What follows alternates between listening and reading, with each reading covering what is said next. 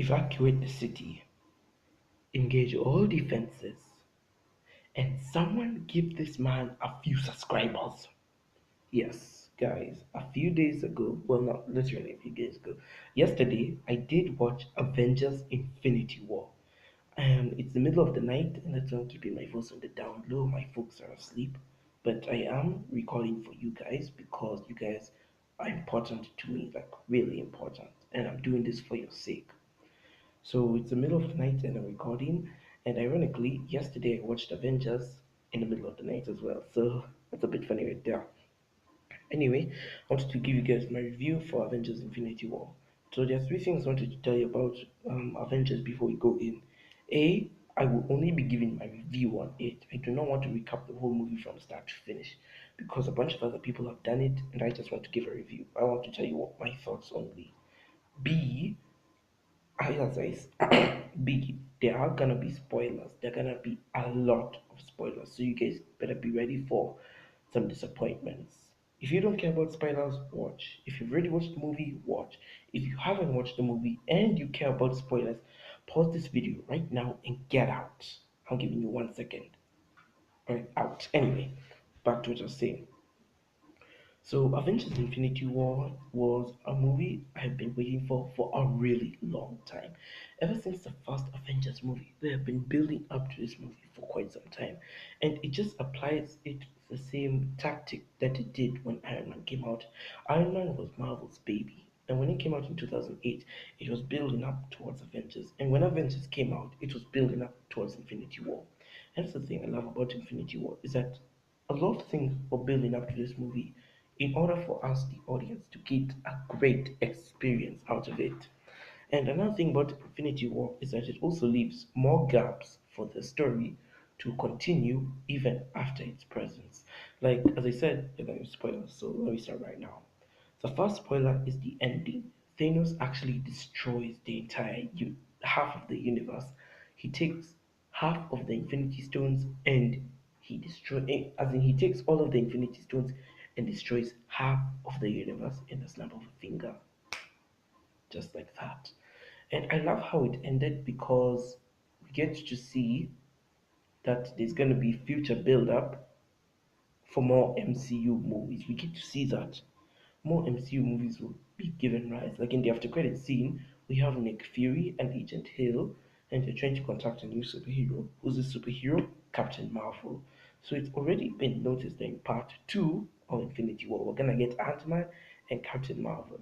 And I cannot wait for these guys to come because this is amazing. Thanos destroyed half the universe, and instead of ending the story right there and there, or at least making part two just a branch of part one and then starting over with phase four, it actually carries on a story which moves on, and that's what I loved about Infinity War.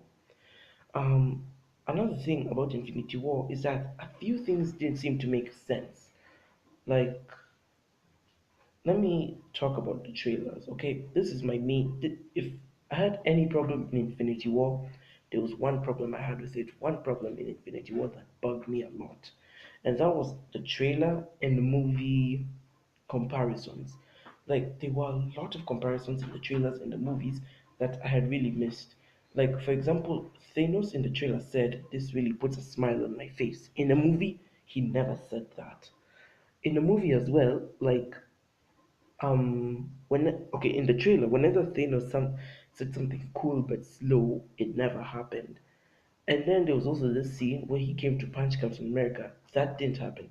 Yes, Captain America held his arm, but he didn't like attack Captain America. Captain America just came in his way. And there were a lot of scenes that really bugged me about this because I was expecting that these awesome scenes in the trailer would show up in the movie. And while I know it's not a bad thing to bring in some cool advertising to strengthen your business, I do think Marvel overdid it in this area. I do think they overdid it just a bit. Other than that, it was very solid. Another thing I have to say about Infinity War is that there were also some plot holes I didn't see a lot. Like at the very beginning of the movie, it takes place immediately after Thor Ragnarok, when Thor and his planet escape. their broken planet where they leave Hela and Surtur. What I'm wondering is, since Thanos says that he must destroy half of every population, why did he kill all the Asgardians? It's upsetting because Thor just became the king of Asgardians and all of them were wiped out. It is very heartbreaking, very heart wrenching, and I just know it's paining all of you at home. But what confuses me is that Thanos killed all of the Asgardians instead of half of them. Isn't that contradicting his own beliefs because he's already killing more than what he said he would? It really would not make sense. And then we have the deaths. Oh my gosh, the deaths. Speaking of all the Asgardians dying, let me tell you, this movie has a lot of deaths. And it has balls to do it. Yes, this movie has the balls to kill people. For one, as I said, it killed the Asgardians. Two, they killed Loki. I'm not lying to you. Loki died. Now, as I know in the other MCU movies, Loki has faked his death and come back to life in very different ways, in very many ways. Here, however, it seems Thanos has actually killed him for good. I, being an MCU fan, is on the fence. I am truly on the fence. I am waiting for part two to come out next year to get a clearer answer because trust me, I would not be surprised if Loki showed up in part two, but I would be surprised if he actually died for real. But for now, I'm on the fence, and I'll say for now, Loki is actually dead. And there are a bunch of other MCU characters who are dead, like Gamora. In other movies, we never got to see the Soul Stone, did we? In this movie, we got to see the Soul Stone on Vormir, where Gamora actually knew where it was. However, to get the Soul Stone, you had to give up the soul of somebody you loved. Gamora thought Thanos was incapable of love. However, she figured out that Thanos loved her, and to get the Soul Stone, Thanos had to kill his only daughter.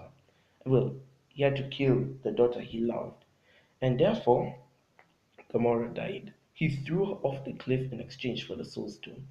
And even at the end of the movie, was she like, was it really worth it? How much did it cost for you just to get all six Infinity Stones? I really found that to be a heartbreaking scene because that was the most, if that was not one of the most evilest deeds he has done, it was one of the most heart wrenching deeds he has done because Gamora really died, and I can say that she will definitely not come back. And when Thanos took that Soul Stone, it just left me with a lot of questions. Because even before he got the Soul Stone, we met this new character in a dark cloak. I, for one, thought it was Death, because in the comics, Thanos actually makes a deal with Death about getting the Infinity Stones and destroying half the universe. Turns out it wasn't Death, but the Red Skull. Yes, the Red Skull is actually the one who gave Thanos the Soul Stone. He calls himself the Guardian of the Soul Stone. I will do a theory on how the Red Skull got there, on how he's the Guardian of the Soul Stone. I promise I'll do a theory on that, and I promise you guys will be the first one to get it, not just from the internet, from me and from all over the world. I will be the one to do that theory about how Red Skull got the Soul Stone, how he got there, and how he got to be the Guardian and everything. But yes, Red Skull is there and it's awesome. But back to the dead characters. So many people died. We had Scarlet Witch, we had Falcon, we had Bucky. Bucky died. And not to mention Black Panther and Spider Man. Killing Black Panther off was just commercial suicide. But on top of that, Spider Man died. And this is hard because Spider Man to me is my favorite MCU hero. And having him die like that is hard because him and Aunt May were the last of the Parkers. He's 15 years old, my age, and just seeing him die was heart wrenching. Especially as you could see, he was still a kid when he was dying. He was crying. He was even reaching out to Tony, begging him not to let him die. And his last words were, I'm sorry. I'm sorry for what I honestly don't know. What I wished he said would be, thank you for making me an Avenger because Iron Man made Spider Man an Avenger. And what I wish Peter Parker's last words were, thank you for making me an Avenger. Because that was just heart wrenching. And I will not lie, I did shed a few tears. And I know I'm just mentioning all these dead characters to you and making you relive what happened in the cinema. and you're already planning your therapist appointments for tomorrow. Don't worry, I cannot blame you for anything. But guys, this movie was really something. This movie was definitely an MCU movie to behold. The way it ended left something for the rest of the MCU to stand for. The way it left, the way it stood down on that final act of the movie gave rise to phase 4 of the MCU. It gave rise to more movies that will rise up and continue making the MCU larger, bigger, and better. This movie, I give it a 9 out of 10. And the reason I give it a 9 out of 10 was because they killed freaking Spider Man. I'm not upset about these guys lying about the trailers and removing some scenes from the trailers from the movie. What I'm angry about is that they killed Spider Man because that was too harsh on me. Too harsh, Marvel. These guys actually had the balls to kill off characters. Because before Infinity War came out, people had theories on which characters would die and which characters would live. And the four characters people theorized would die would have been Thor, Captain America, Iron Man, and Doctor Strange. None of those guys died. Instead, we had Scarlet Witch, Black Panther, Bucky, and Spider Man. Guys who we loved and have now gone for good. Even Vision died. Guys, this was a sad scene. And let me just say, it was very emotional and very well done. And let me just clap for Marvel because these guys have done a great job. Overall, I give this a 9 out of 10. And the reason I don't give it a 10 out of 10 is because Spider Man died. But other than that, I am proud that Marvel for what they've done. And this is by far my favorite Marvel movie. Better than the original Iron Man, better than um, boy, better than Age of Ultron, better than Civil War, better than all of those movies. This was the best Marvel movie that gave itself a base to stand on, that gave itself other movies a base to stand on. This wasn't just a movie for itself, it was a movie that spoke for the whole MCU, both past, present, and future. It gave all of those movies a base to stand on, and I cannot wait for part 2 to come out next year because I will be the first one to enter that cinema and watch Avengers Infinity War Part 2 and see how they conclude it. And with that, perfect balance, as it should be. This, your views, your subscriptions have truly put a smile on my face.